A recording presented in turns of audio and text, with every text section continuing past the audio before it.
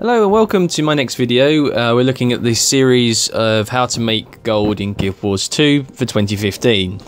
So this topic we're going to look at how to make gold in Guild Wars 2 by doing world events, particularly the boss world events. Now these are events that go out throughout the Tyria. We're talking about events like the Fire Elemental, the Great Jungle Worm, even Tequatl, Jawmag, the Shatterer, many different world events. These are the ones that a lot of guilds, they'll try and organize and get like a lot of people, particularly my guild, always does shout outs for which ones, like the Karka Queen's going to be up, Tequatl's coming up, Fire Elemental, Shatterer, etc. And then obviously it helps out everybody in the guild. They can pop along and get their sort of get their world bus done. The Destroyer in sort of Mount Maelstrom. These are all world bosses, and why do people do them for gold? Well, they actually give out some loot. Sometimes they can give very rare loot, some rare drops, particularly like Tequatl. He does give you a flat base 1 gold reward, but obviously the chance at some ascended gear as well. So there are a number of different world bosses that are very popular. They give you a guaranteed rare, and as we've seen, you can either sell that or try and salvage that, and that could give you a nice bit of 30 odd silver just for doing like a 10-minute event, if that. And what you'll see me here in the video, you'll see me throughout the Silverwastes, and this is part of the new, obviously this and Dry Top were maps that are added during the Living Story. So for those that are pretty new, this was added as part of the Living World, new maps, and it's been likened to World versus World in PvE in the Silverwastes. But the Silverwastes give out so many different events that for karma it's very good, and you can earn get lots of. The Silverwastes I've found very useful for getting a lot of karma, a lot of rewards. See, look, just from one event I've got 500 karma there. That's by escorting a Dolyak, and these events go on and on and on. And the Silverwastes I found are very useful for getting so much loot in the game. I also think it's one of the reasons. This is my personal opinion. Ectos prior to Winter's Day were hovering around the 43-44 silver mark per Ecto, and since Winter's Day it's dropped down substantially to around at this current time in February we're talking around 36 silver, and that's a substantial drop. Why has it dropped that much? Because there is a lot of Ectos in the game. And why are there a lot of Ectos in the game? Because there are more rares in the game. And as you'll see now, in the Silverwastes we get the champions, the Breach, and you'll see me fighting, and as a reward you'll get some loot from the boss underneath the what's it called, in the Breach. And the Silverwastes now, the whole event chain is giving you so much loot that it's flooding the market full of rares, and it's difficult to, obviously they don't want to have the ArenaNet don't want to have a particular sort of crash of the economy, but generally it's just getting worse and worse. I mean, I've got a guildmate who's put 500 Ectos on the trading post. He put it on about a month ago, and because of the drop in prices, he's going to lose out substantially.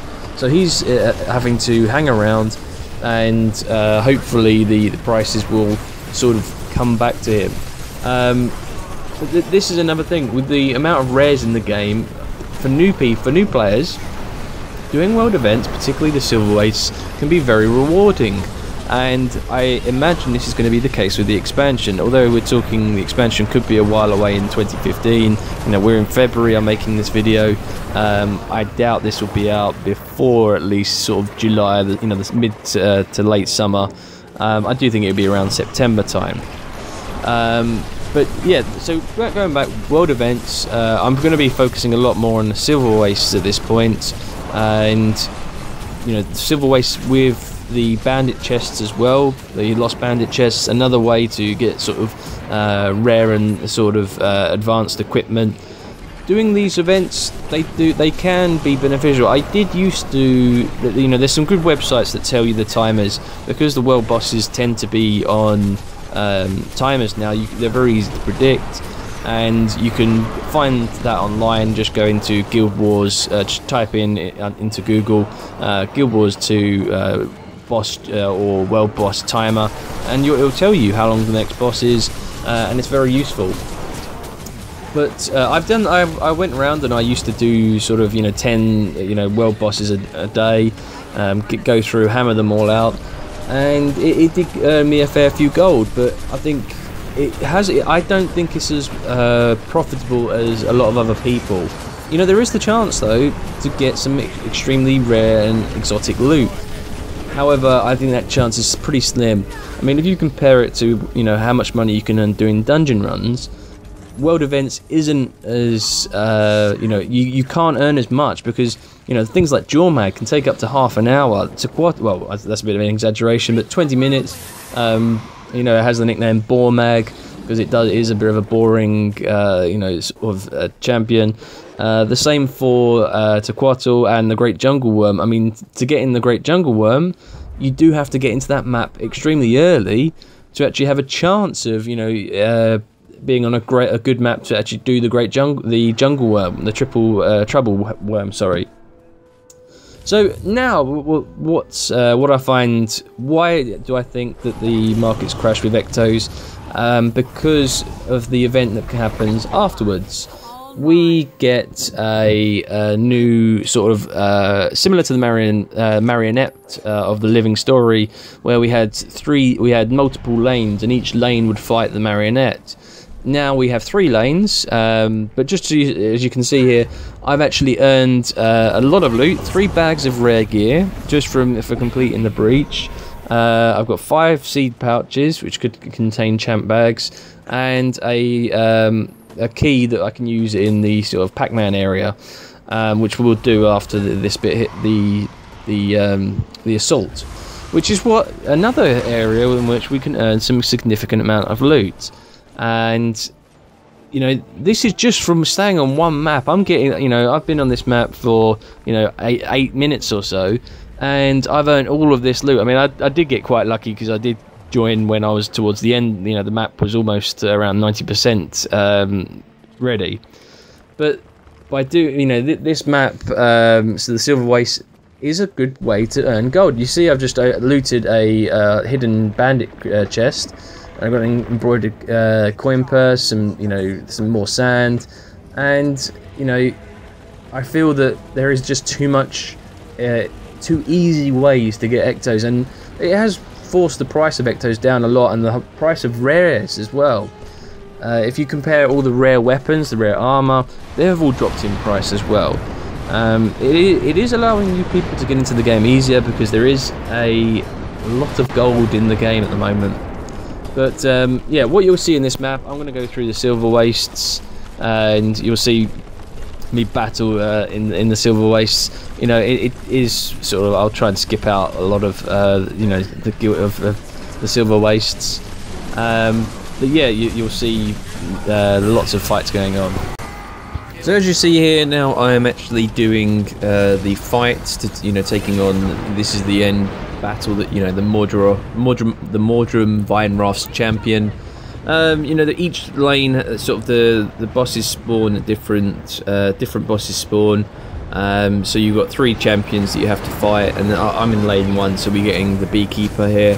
And you'll see here we're just going to finish off the beekeeper, and you'll get rewards. And this is the first part, so we get walked back out to sort of the beginning of the lane. So again, this is more big event chains, and we're getting more champion boxes. It's a seed pouch, but a chance for a rare item. We get another one for the bonus chest. And then even when you're in sort of different lane and another champion's defeated, you still get more rewards as well. So you're getting rewards, constant rewards, and this is what's helped to lower the price. of Ectos, and you'll see here the third lane actually failed, and we're back at, you know, come around again to lane 1. So we're fighting the champion again, more chance at more loot, and then comes the end chest. So, you know, in this, you know, sort of 10 to 15 minute period from the breach to killing the, you know, the Mordrum champions, and then to going into the you know, the Pac-Man area, you can acquire so many rewards, champion boxes, materials, not to mention obviously the other currency. You've got piles of sand and you know, bandit crests. And so you see here, let's have a look. You know, we've defeated the Mordrum champion. Get a nice little animation, a cinematic. And we get here. Oh, look at that! We've got a Carapace coat box. Now that is top notch. That's very hard to get. Fortunately, I've actually got all of the coat pieces. It is something that people farm this event for. It did take me the first 2 goes. I actually got coat boxes, and then I spent another 15 times trying to get the other last coat box to complete the set. And now I've got a couple more afterwards. So, but just look at all these coin purses we're getting. More bandit crests, piles of sand. You know, cotton scraps, imperial fragments, dragonite ore, another you know, sort of champion bag, more champion bags, more sand, and another bandit loot, you know, hidden chest, more rewards.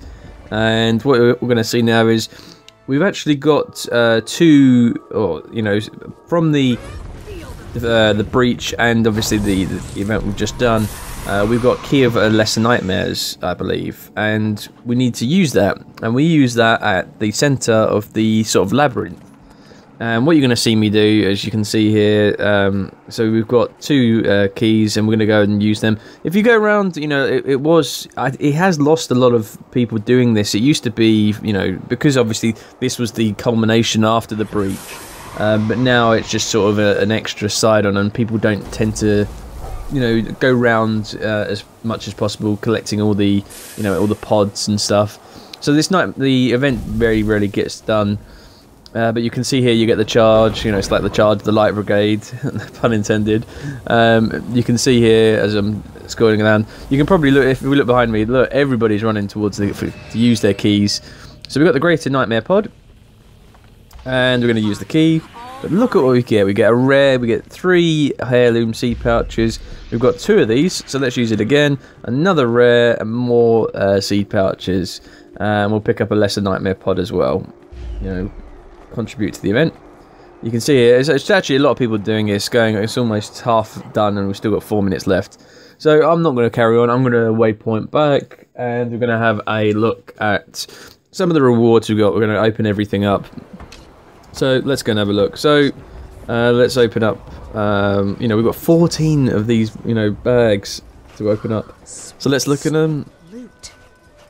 Majority masterwork items. We do get a lot of sort of, you know, silk type, you know, weapons. I've actually got all the bioluminescence, so I'm not going to use that coat box. But yeah, here we go. We're going to open these master. We actually, yeah, we've got some rares from the champ box. But we've got a few sort of, you know, blue items. We want to salvage a lot of this, so we'll salvage all the light armor. Doesn't matter if it's masterwork or not, or if it's fine. Any fine item we'll forge. We'll salvage all the rare armor, because that doesn't sell well on trading post. We'll try and get as many ectos as possible, so we're getting nice average ectos. We'll make sure we use all the luck. We've got all these skill points, again useful for one of my other videos. We looked at what skill points could be used for. All this extra luck obviously going to help in the magic find. Let's just check out how much. Oh, it's not working. Damn trading post. Well, let's go and sell some junk first and repair. We'll get another salvage kit because I've run out. Don't want to use my my nice salvage kit. So yeah, we're salvaging all the fine items and any sort of light armor. So we'll get rid of the lock. Let's see if it's still not working. You break it, I break you. Oh, occasionally this does happen. But most of there's only one berserker. The rest don't tend to sell. A berserker's hammer might sell for a lot. But we've got 3 globs of ectoplasm there, so that's pretty handy. You know, there's a gold there, right there. And oh, look at this! We've got another 2 ectos. That's not too bad at all from a couple of rares. So yeah, that's going to be well worth doing this. I mean, God, what's you know, this is from this event. We're going to go for the light armor because, you know, chance at silk as well. And then we're going to salvage it. Actually, no, we're going to sell it. That's actually worth... what's that worth? If we, where is it gone? 23 silver. Oh, I'll sell that. I'd rather, you know, not take the risk. If I salvage it, I might not get an ecto. Is it going to be working? Yeah, it's working. Okay, so we've got 35. You know, yeah, that's... if we look at what else we've got, you know, we've got some linen scraps, we've got some silk scraps. What we 32 silver, 32 silk scraps is around half a gold. You know, we've got you know, sort of 8 silver there. You know, if we sold everything that we got, you know, the piles of crystalline dust. You know, we'll sell some of this vile essence, get rid of that. There we go. All these, you know.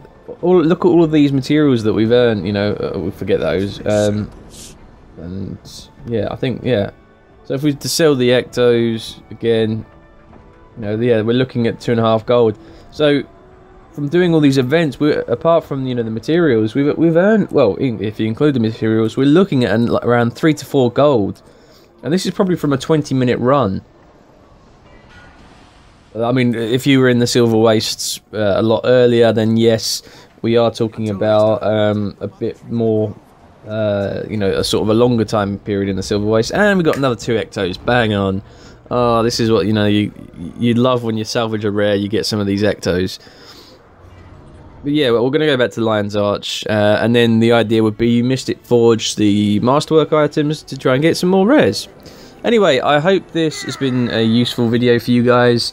To see just some of the examples of how world events, certain world events, can lead you to you gain a substantial amount of gold. Thank you very much for watching my video. Feel free to comment, and I'll catch you next time.